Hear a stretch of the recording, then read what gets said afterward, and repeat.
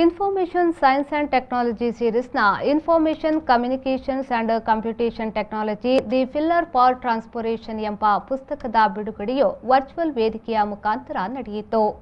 ಶ್ರೀನಿವಾಸ್ ವಿಶ್ವವಿದ್ಯಾಲಯದ college of social science and ಹ್ಯುಮ್ಯಾನಿಟೀಸ್ನ ವತಿಯಿಂದ ನಡೆದ ವಿಜ್ಞಾನ, ಸಾಮಾಜಿಕ ವಿಜ್ಞಾನ, ನಿರ್ವಹಣೆ, ಮಾಹಿತಿ ವಿಜ್ಞಾನ, ಕಾನೂನು ಮತ್ತು ಶಿಕ್ಷಣ ಕ್ಷೇತ್ರಗಳಲ್ಲಿ ಸುಧಾರಣೆ, ಪ್ರದರ್ಶನ ಮತ್ತು ಪರಿವರ್ತನೆ, ಸವಾಲುಗಳು ಮತ್ತು ಅವಕಾಶಗಳು ಎಂಬ ವಿಷಯದ ಕುರಿತು ನಡೆದ ಆನ್ಲೈನ್ ವರ್ಚುವಲ್ ಸಮ್ಮೇಳನದಲ್ಲಿ ಈ ಪುಸ್ತಕವನ್ನು ಬಿಡುಗಡೆಗೊಳಿಸಲಾಯಿತು.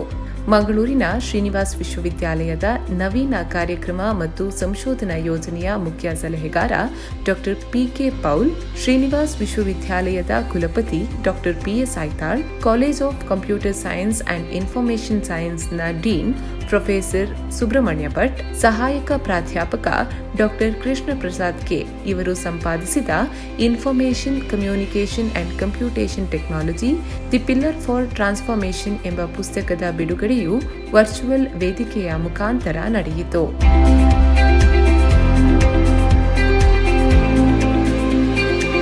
News bureau, V4 news, Mangaluru.